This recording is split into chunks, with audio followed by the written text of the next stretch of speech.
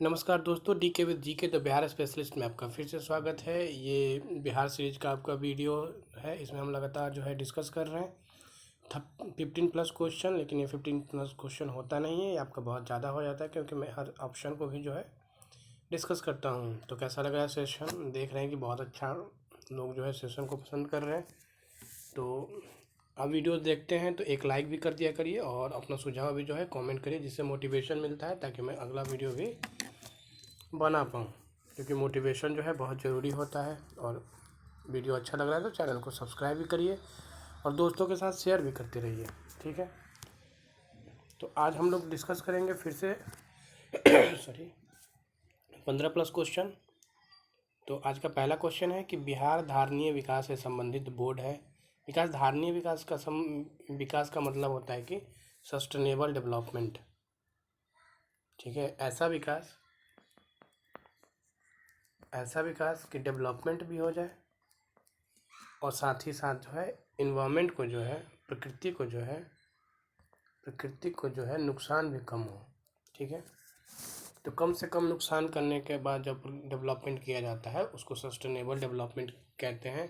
इसका मतलब ये होता है कि आने वाले पीढ़ी को भी जो नेचुरल रिसोर्सेज है वो पर्याप्त मात्रा में मिल सके, ठीक है। तो इसका आंसर हो जाएगा ऑप्शन ए, योजना और विकास विभाग। यानी कि धारणीय विकास से संबंधित बोर्ड कौन सा है? तो योजना है और विकास विभाग।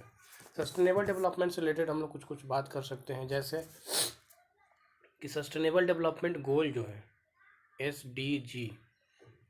एसडीजी, ठीक है। सस्टेनेबल डेवलपमेंट गोल, सतत विकास लक्ष्य, हिंदी में इसको सतत विकास लक्ष्य, ये कितने हैं? तो 17 गोल हैं आपके। कौन कौन से गोल है और किस नंबर पे गोल है ये आप याद कर सकते हैं।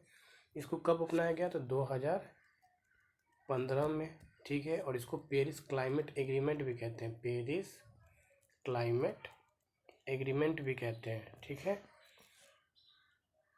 तो आप कमेंट करके बता सकते हैं कि UNFCCC का फुल फॉर्म क्या होता है, ठीक है।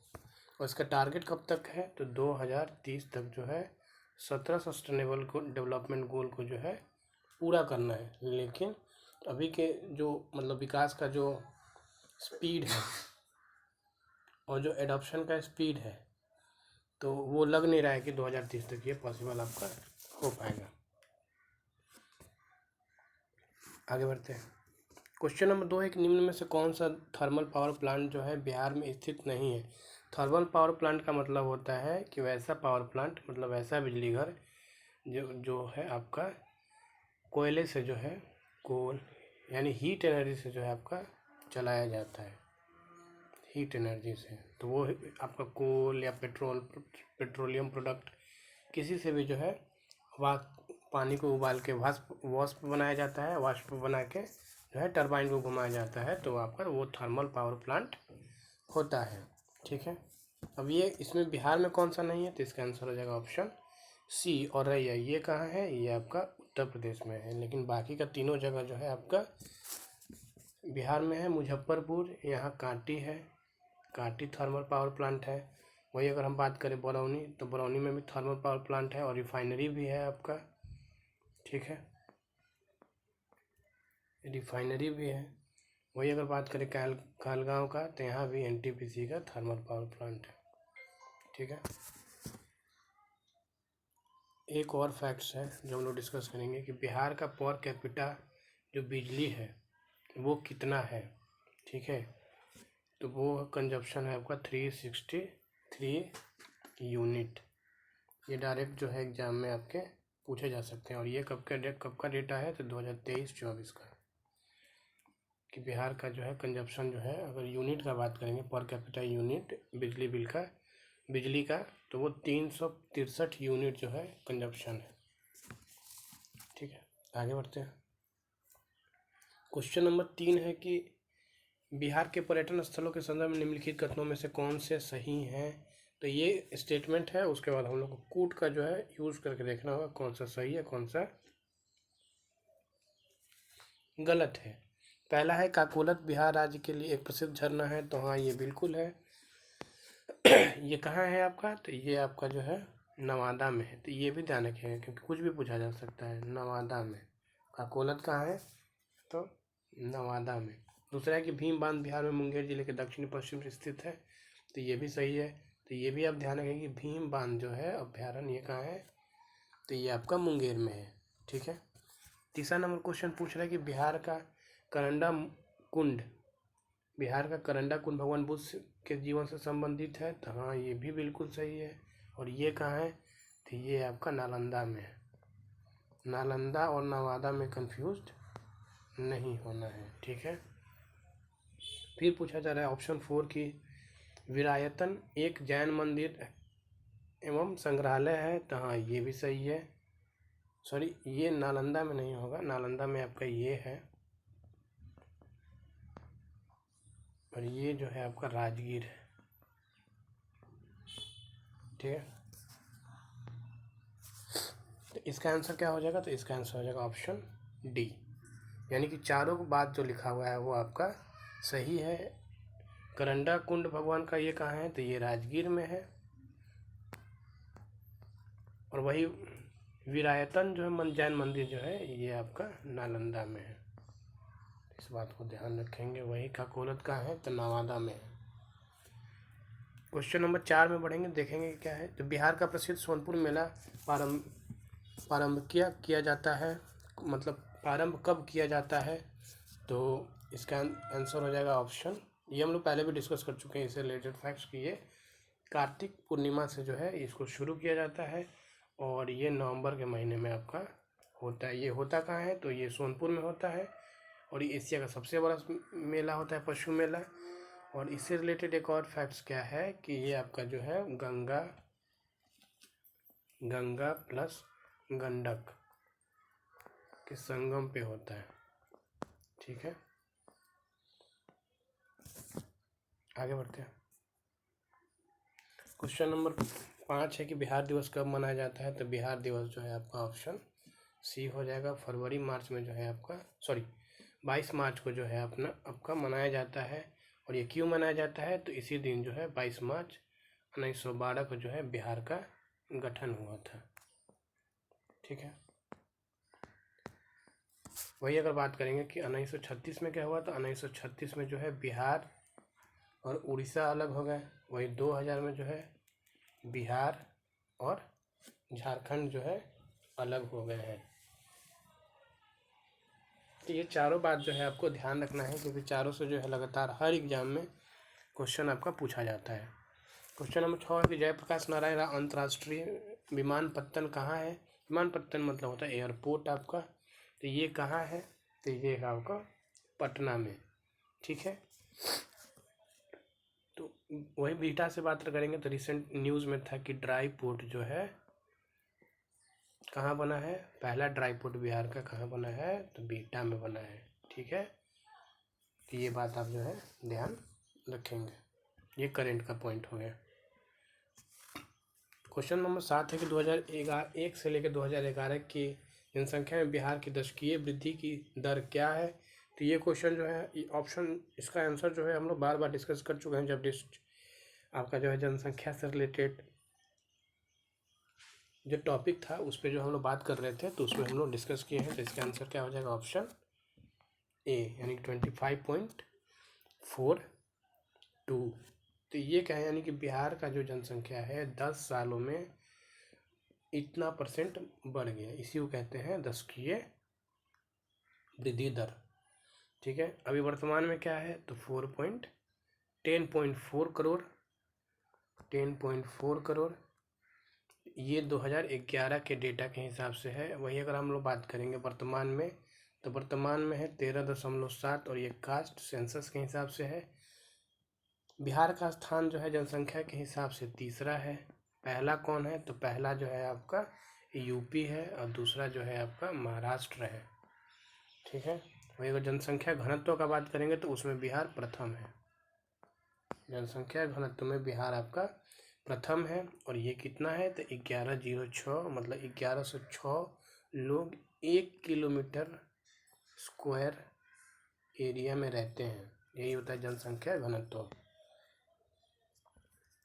क्वेश्चन नंबर 8 है कि बिहार में कुल संसदीय निर्वाचन क्षेत्रों की संख्या है। तो संसदीय निर्वाचन क्षेत्रों की कुल संख्या कितना है, तो ये हो जाएगा आपका ऑप्शन बी 40, यानी कि लोकसभा में लोग जो है बिहार से 40 लोग चुन के जाते हैं। वही अगर हम राज्यसभा की बात करेंगे तो राज्यसभा में बिहार से 16 लोग चुन के जाते हैं। वही अगर विधानसभा में बात करेंगे तो विधानसभा में जो है आपके वो हो जाएगा, यहाँ विधानसभा में जो है आपके 243 लोग चुन के जाते हैं और विधान परिषद में आपका 75 लोग चुन के जाते हैं। ठीक है, अगर सीट का रिजर्वेशन का बात करेंगे तो एससी के लिए जो है आपका 38 सीट रिजर्व है और एसटी के लिए जो है आपका 2 सीट रिजर्व है। ठीक है, और पंचायत में अगर बात करेंगे, पंचायत में तो महिला के लिए 50% सीट जो है आपका रिजर्व है बिहार में। और बिहार पहला राज्य बना जो महिलाओं को 50% का आरक्षण जो है पंचायत में दिया है। उसके बाद और सारे राज्य जो है आपके 50% का जो इनिशिएटिव है वो लिए हैं। क्वेश्चन नंबर 9 है कि 1920 के दौरान दरभंगा राज्य में किसान आंदोलन का नेता कौन था। तो उस समय किसान आंदोलन का नेता जो है स्वामी विद्यानंद थे। ठीक है, वही अगर हम बात करेंगे सहजानंद सरस्वती से रिलेटेड तो ये जो है प्रमुख नेता थे किसान के। ठीक, और 1929 में बिहार प्रांतीय किसान सभा का गठन भी इन्होंने किया था। ठीक है, किसान सभा से रिलेटेड एक और फैक्ट्स जो है जो हमेशा पूछा जाता है वो क्या है कि 1922 में बिहार में जो है किसान सभा बना था। कहाँ बना था? मुंगेर में। और कौन बनाया था इसको? तो मोहम्मद जुबैर और श्री कृष्ण सिंह। तो ये बात जो है आप ध्यान रखेंगे। तो इससे रिलेटेड क्या क्या ध्यान रखा जा सकता है? एक तो बिहार किसान सभा कब बना मुंगेर में? तो 1922 में। कहाँ बना? तो मुंगेर में। और कौन कौन थे इसमें शामिल? तो आपका मोहम्मद जुबैर और श्री कृष्ण सिंह। ठीक है, क्वेश्चन नंबर 10 है कि भारत का सबसे अधिक लीची उत्पादक राज्य है। तो ये तो बहुत आसान क्वेश्चन है और इसका आंसर हो जाएगा ऑप्शन ए, यानी कि बिहार है। और बिहार में भी कहाँ? तो मुजफ्फरपुर में। ठीक है, और शाही लीची जो है मुजफ्फरपुर का, उसको जीआई टैग भी प्राप्त है। ठीक है, आगे बढ़ते हैं। क्वेश्चन नंबर 10 तो हो गया। 11 में देखते हैं कि निम्नलिखित स्थानों में से कौन सा स्थान सूफी सर्किट का एक भाग तथा पटना जिले में स्थित है। तो इसका आंसर हो जाएगा ऑप्शन बी। ये खान का मुजबिया जो है ये एक आपका जो है सूफी सर्किट का भाग है और ये कहाँ है? आपका पटना जिले में। तो ये सब क्वेश्चन जो है डायरेक्ट और कभी कभी जो है पूछे जाते हैं। ठीक है, क्वेश्चन नंबर 12 है कि बिहार में कौन सा जिला चाय की कृषि के लिए प्रसिद्ध है। तो ये भी क्वेश्चन जो है बहुत इंपॉर्टेंट है और ये पूछा भी जाता है। ये रिपीटेड क्वेश्चन है और बार बार पूछा जाता है। तो इसका आंसर हो जाएगा ऑप्शन बी किशनगंज में जो है बिहार में सबसे ज़्यादा चाय होता है। और इससे रिलेटेड एक और फैक्ट्स पूछा जाता है कि बिहार का कौन सा जिला है जो नेपाल और बंगाल दोनों से जो है बॉर्डर आपका शेयर करता है। तो वो है आपका किशनगंज।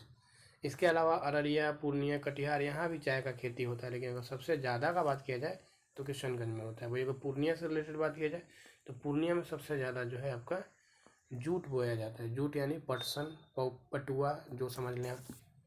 ठीक है, तो ये फैक्ट्स जो है ध्यान रखेंगे। क्वेश्चन 13 है कि बिहार में जिला है। तो बिहार में कितना जिला है? तो बिहार जब अलग हुआ था तो बिहार में 37 जिला था। 2001 में जो है आपका अररिया बनता है और तब आपका हो जाता है 38 जिला, यानी इसका आंसर हो जाएगा ऑप्शन डी 38 जिला। और हम लोग क्या क्या देख सकते हैं जो पूछा जा सकता है फ्यूचर में? तो ये कि प्रमंडल कितना है? तो प्रमंडल जो है आपका बिहार में 9 है। अनुमंडल कितना है? तो 101 है।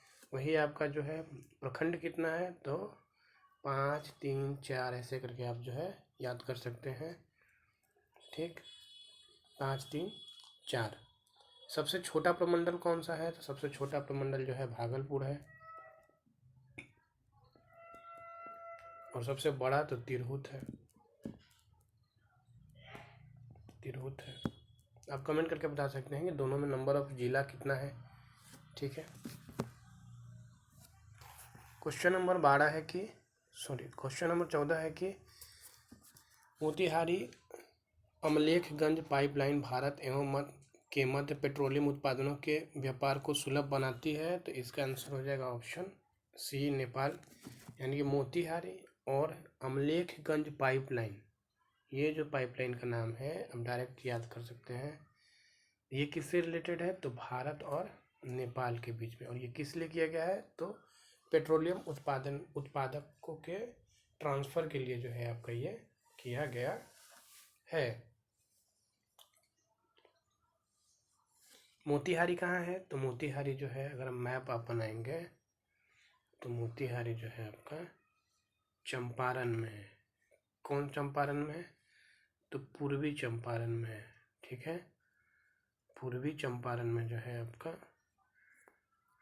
मोतिहारी है, और यहाँ इसके बगल में जो है आपका नेपाल है। ठीक है। क्वेश्चन नंबर 15 है कि बिहार दिवस कब मनाया जाता है? तो ये रिपीटेड क्वेश्चन है, उसका हम लोग आंसर टिक करेंगे और आगे बढ़ेंगे। तो ये आपका हो जाएगा 12 मार्च। इससे रिलेटेड पिछले क्वेश्चन में मैंने क्या फैक्ट्स डिस्कस किया था, तो आप जो है इस पर कॉमेंट करके बता सकते हैं, जिससे कि आपको याद हो जाए। किस पर्यटन केंद्र पर गर्म जल के अनेक स्रोत हैं? तो इसका आंसर हो जाएगा ऑप्शन सी, राजगीर। ठीक है। और इससे रिलेटेड जो है और भी जो है पूछा जाता है कि जैसे डायरेक्ट गर्म जल कुंड का जो है नाम पूछा जा सकता है, तो वो है ब्रह्मा कुंड। ठीक है, सप्त कुंड डायरेक्ट पूछा जाएगा कि सप्त कुंड जो है कहाँ है बिहार में? तो आप इसका आंसर हो जाएगा राजगीर। ब्रह्मा कुंड कहाँ है? तो राजगीर। सीधा आंसर जो है आपको क्वेश्चन जो है पूछा जा सकता है। औरंगाबाद से, ये देव से रिलेटेड डिस्कस करेंगे, तो ये हो जाएगा आपका, ये कहाँ है? तो औरंगाबाद में है, और ये क्या है? एक सूर्य मंदिर है। यहाँ छठ पूजा में जो है इसका बेहद विशेष महत्व हो जाता है। ठीक है। भाई पावापुरी कहाँ है? तो पावापुरी जो है आपका नालंदा में है, और यहीं जो है महावीर जी को मोक्ष प्राप्त हुआ था, यानी कि उन्होंने अपना शरीर त्याग दिया था। क्वेश्चन नंबर 17 की काकोलत जलप्रपात बिहार के किस जिला में है? तो काकोलत से हम लोग पहले भी क्वेश्चन जो है डिस्कस किए थे, तो वो कहाँ है आपका? नवादा में। तो ये ध्यान रखिएगा कि काकोलत जो है वो आपका नवादा में। ठीक है। हम मुंगेर का बात करेंगे, तो मुंगेर में जो है सबसे कम जो है जनसंख्या घनत्व है, कितना है? आप कमेंट करके बताइए। क्वेश्चन नंबर 18 है कि बिहार सोशलिस्ट पार्टी के संस्थापक कौन थे? तो बिहार सोशलिस्ट पार्टी के संस्थापक कौन थे? तो इसका आंसर हो जाएगा ऑप्शन ए, जयप्रकाश नारायण। ठीक है। और ये कब हुआ था? तो ये हुआ था 1931 में। 2 सोशलिस्ट पार्टी बना था बिहार में, बिहार सोशलिस्ट पार्टी। तो इसके संस्थापक कौन थे जो 1931 में बना था? तो इसके संस्थापक थे शरण सिंह, रामवृक्ष बेनीपुरी और रामानंद तिवारी, जो 1931 में बना था बिहार सोशलिस्ट पार्टी। वही अगर हम बात करेंगे कि बिहार कांग्रेस, जब कांग्रेस बीच में लग जाएगा, बिहार कांग्रेस सोशलिस्ट पार्टी, तो इसके संस्थापक जो हैं आपके जयप्रकाश नारायण हो जाएंगे। ठीक है। और इससे रिलेटेड और क्या फैक्ट्स हो सकता है? पहला कि इसके अध्यक्ष कौन बने? तो आचार्य नरेंद्र देव बने थे इसके अध्यक्ष। और अगर बात करेंगे कि इसके सचिव कौन बने थे, तो जेपी। तो क्वेश्चन में डायरेक्ट पूछा जाता है कि बिहार कांग्रेस सोशलिस्ट पार्टी के सचिव कौन थे? तो जयप्रकाश नारायण। अध्यक्ष से कम पूछा जाता है, लेकिन अध्यक्ष भी आप जो याद रखेंगे कि नरेंद्र देव, या फिर दोनों एक साथ पूछा जाएगा कि अध्यक्ष और सचिव कौन थे? तो नरेंद्र देव अध्यक्ष थे और आपके जयप्रकाश नारायण सचिव थे। तो ये बात ध्यान रखेंगे। और ये बना कब था? तो 1931 1934 में। और बिहार सोशलिस्ट पार्टी का बात करेंगे तो ये 1931 में बना था। ये दोनों फैक्ट्स से आप कन्फ्यूजन होता है, तो आप जो है इस चीज़ को ध्यान रखेंगे कि भी पूछा क्या जा रहा है एग्जैक्ट। क्वेश्चन नंबर 19 है कि बिहार के राजकुमार शुक्ला खबरों में थे क्योंकि सरकार ने उनकी याद में जारी किया। ठीक है, तो उनकी याद में क्या जारी किया था, तो ऑप्शन बी। ये क्वेश्चन पुराना है, उस समय जब जारी किया था, तो इसका आंसर हो जाएगा ऑप्शन बी, यानी कि डाक टिकट। लेकिन इनसे रिलेटेड हम लोग क्या देख सकते हैं, इनसे रिलेटेड देख सकते हैं कि राजकुमार शुक्ल जो थे, यही जो है गांधी जी को क्या करते हैं, इनवाइट करते हैं कि आप आइए चंपारण और यहाँ के किसानों का हाल देखिए। और फिर यहीं से 1917 में जो है आपका चंपारण सत्याग्रह होता है। इसके मुख्य कारण क्या था, तो तीन कठिया प्रणाली चंपारण सत्याग्रह हर एग्जाम में जो है आपका पूछा जाता है। और गांधी जी ने जो है 25% जो है जो लगान था वो किसानों को वापस करवाए थे। कमेटी के सदस्य भी थे गांधी जी। क्वेश्चन नंबर 20 है कि बिहार राज्य की राजकीय भाषा क्या है, तो बिहार राज्य की राजकीय भाषा हो जाएगा ऑप्शन ए, हिंदी और उर्दू। प्रथम है हिंदी, द्वितीय है आपका उर्दू कब इसको अडॉप्ट किया गया था द्वितीय भाषा के रूप में, तो 1981 में। ठीक है, आगे बढ़ते हैं।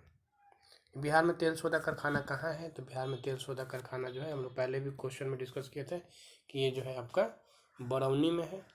ठीक है, और ये किसके मदद से बना था, तो ये जो है रशिया के मदद से बना था। उस समय सोवियत संघ था। ठीक है, कब बना था, तो 1964 में। आगे बढ़ते हैं।